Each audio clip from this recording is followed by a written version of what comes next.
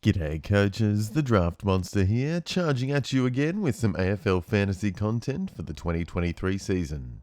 Today we're talking forwards, but not really, because as we all know, the best forwards in AFL fantasy are actually midfielders or rucks. So once you have a good look at the list this year, you realise it's pretty grim in the forward department. There's some golden boys at the top, and then it drops off pretty damn quick. But not to worry, because I've compiled my top 10 forwards for the year ahead, and you're definitely going to want to jump on these guys in the first few rounds of your drafts. So without further ado, let's talk some fantasy footy.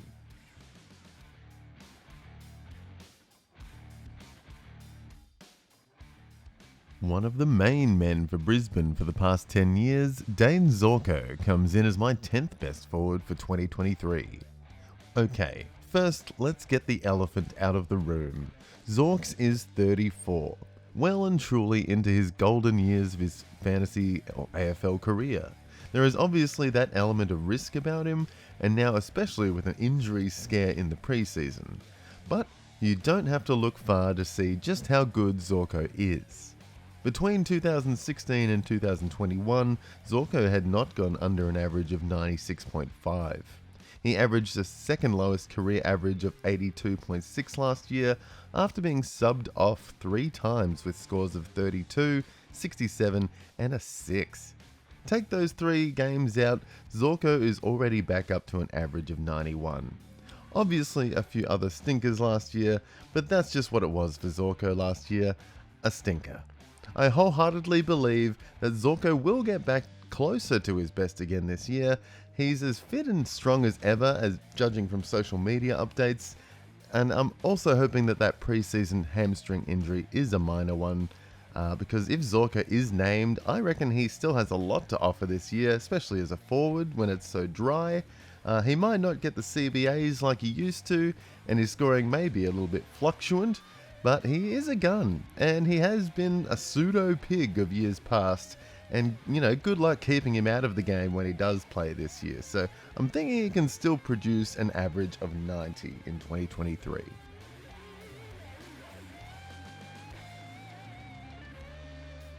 Ben Cunnington, a legend of North Melbourne, is back.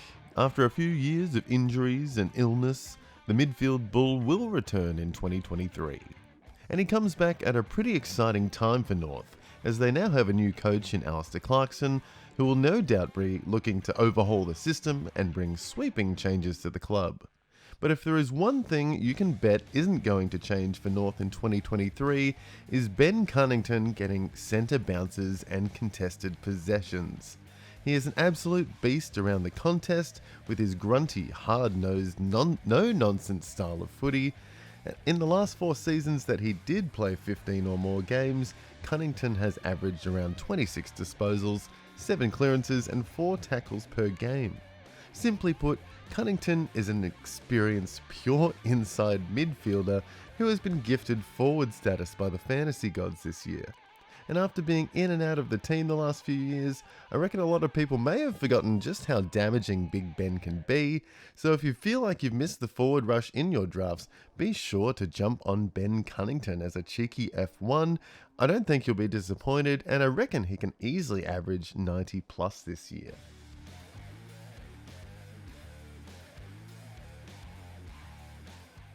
Young Errol Gulden comes in as number 8 in my top 10 forwards this year. And boy can this kid play. He is on track to play 50 games of AFL before his 21st birthday, and he has already shown the competition glimpses of what is sure to be a pretty special career. In his first 2 seasons, Gulden has gone from a fantasy average of 72.6 to an average of 83 last year, while playing almost every single game for the Swans. He prides himself on getting open for a mark in the forward half, and he also gets into the middle for some CBAs as well. We saw Errol up his disposal count last year by almost 4, with an improved kick-to-handball ratio.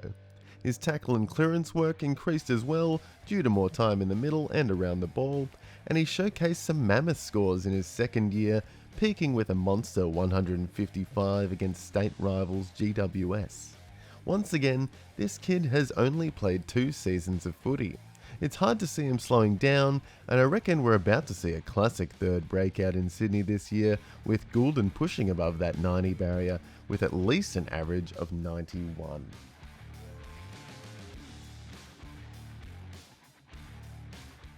At number 7 for my forwards is the curious case of Dylan Moore. Until last year, not many people knew who Dylan Moore was. The Hawthorn small forward had played a few seasons without any real fantasy relevance. But without a doubt, he was the biggest benefactor of the changing of the coaching guard at Hawthorn. New coach Sam Mitchell tried a lot of rebuilding techniques last year, and chucking Dylan Moore through the middle was one that showed fantastic promise. In 2022, Dylan Moore improved in almost every aspect of his game: disposals, marks, tackles, clearances, and inside 50s. The time in the middle with some CBAs towards the end of the season produced the numbers. And from round 15 onwards, he went on to average 22 disposals and 101 fantasy points per game, right up there with the elite forwards of the AFL. So is there more in store for Moore this year? I don't see why not. When you look at the Hawks list, he's actually the third most experienced midfielder option in the team with 52 games played, behind new recruit Carl Amon and in and out of the team James Worpel. Obviously young guns Jai Newcomb and Josh Ward are in there as well, and a handful of rookies looking for some minutes, but that's it. Dylan Moore that is, will be flying through the middle with his fair share of CBAs again this year, and the Hawks are going to need him to be more of a leader now that he's in the leadership group as well. He'll be right up there with the top 10 forwards again for 2023, and I reckon Dylan Moore can crack an average of 92.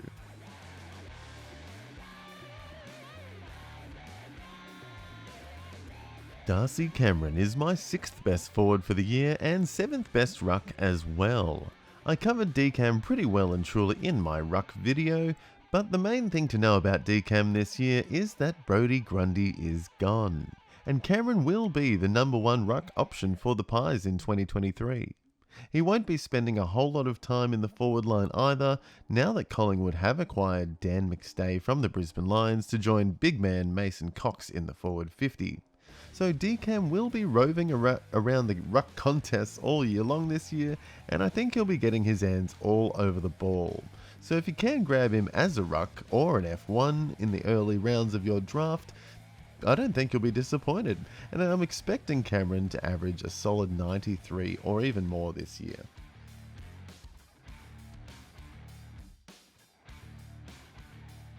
Here we go into the top 5 forwards for 2023. This is where I reckon the quality really kicks up a gear, and starting it off is Port Adelaide young gun Zak Butters.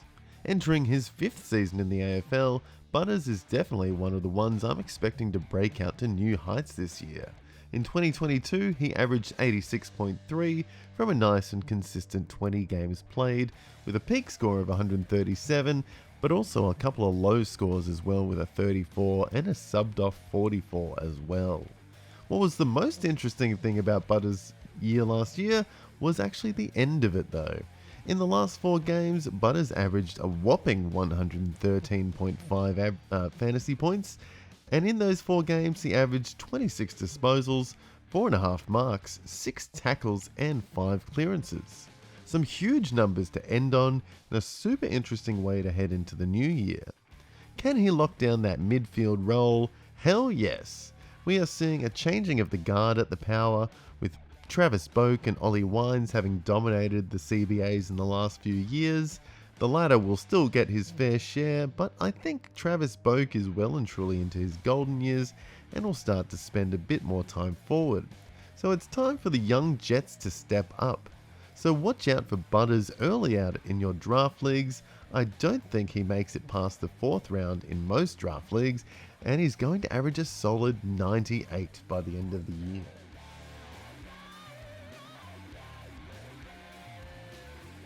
From one Port Adelaide gun to the next, Rozee is my 4th best forward option for 2023. Rozee had a different story in 2022 to his fellow teammate Zak Butters. To put it bluntly, Rozee started the year horribly last year, averaging 44.5 from his first 4 games. and I'm sure a lot of coaches threw him into the free agency abyss at that point. But after a horrendous start, Rozee went on to average 97.7 from the rest of his games last year, and in particular went on pure midfielder mode from round 17 onwards, turning up 6 times in those 7 games at an average of 110, which included a massive score of 144. Not a bad way to finish off the season at all, and it sends a clear message moving forward about who the power will be chucking up the guts in the midfield. Once again, Port Adelaide is going through a midfield changing of the guard, and Rozee is at the forefront of that change. He's training hard this pre-season, and it really feels like he's going to put that extra foot forward and really get going this year. Some great signs moving forward for the kids at Port, and I reckon Rozee will be right up amongst the premium forwards this year, cracking the 100 mark and hitting an average of 102.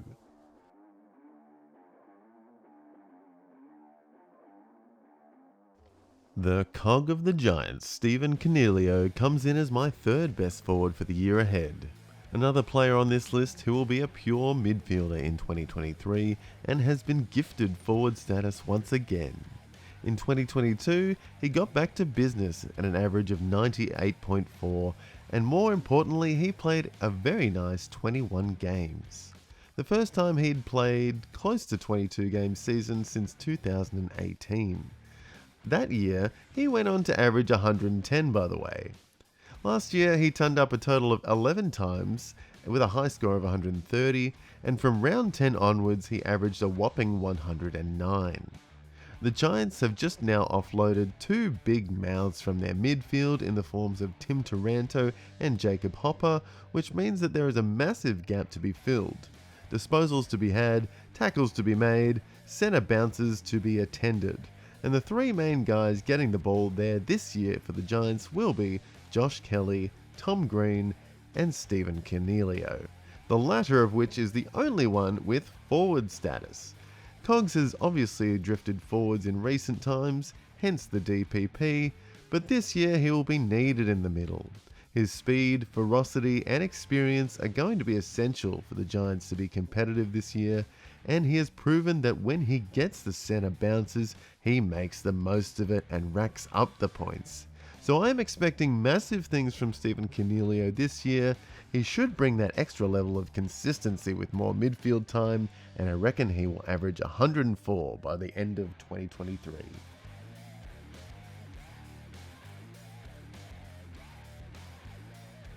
The new Tiger, Tim Taranto, is my 2nd best forward for the upcoming season. Ever since his 2nd year of AFL, Taranto has been an absolute jet in the fantasy community. In particular, finishing with a massive average of 112.5 in just his 3rd year, and an average of 107 in 2021. He is a midfielder by trade who scores in all aspects of the game. He loves to get his hands on the ball all around the ground, gets plenty of disposals and tackles from centre bounces, but also has that ability to get open for a mark and kick the occasional goal. Last year was a weird one for Timmy at the Giants. A few role changes as well as a concussion caused his scoring to drop off a little bit. But now he is at Richmond, who are not traditionally a fantasy-friendly team. But I reckon with the help of fellow ex-Giant Jacob Hopper, Taranto could break the Tigers' fantasy curse this year and go big. I'm thinking dusty 2016-17 types of big. By all accounts, Tim Taranto will be given every opportunity as a pure inside-outside midfielder for Richmond. The main man in my eyes who'll be running the engine room. Dion Prestia and Trent Cotchin may have been there a while, but the Tigers just need that spark in the middle that gets them well and truly into the top 8 or top 4 contention by the year's end. Taranto is that spark, and I can see him making huge waves at Tigerland this year, and I think he's going to average a nice 107. Before I unveil my number 1 pick, here are a few honourable mentions. Isaac Heaney has always been on the cusp of greatness from a fantasy perspective, but his fantastic marking and goal-kicking abilities have always prevented him from becoming a full-time midfielder. In a team with so many up-and-coming midfielders gunning for centre bounces, once again I think we'll see a sub-90 average season from Heen Dog, and I think he'll average about 88. Last year's Norm Smith medalist and 4-time premiership player Isaac Smith is aging like a fine wine. Even at 34, the running machine is a pillar of consistency. I still think he's going to be running marathons along the wing all season and getting his fair share again this year with an average of 86.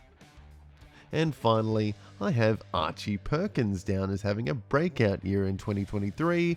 He showed promise last year, getting thrown some centre bounces at times, and I reckon with 38 games under his belt, he is definitely one to keep an eye on considering the drought of forwards this year.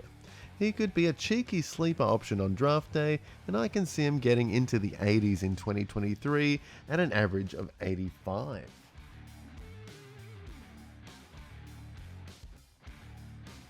Alright, here he is, my number one forward for 2023. No surprises here, it's new Lion, Mr. Josh Dunkley.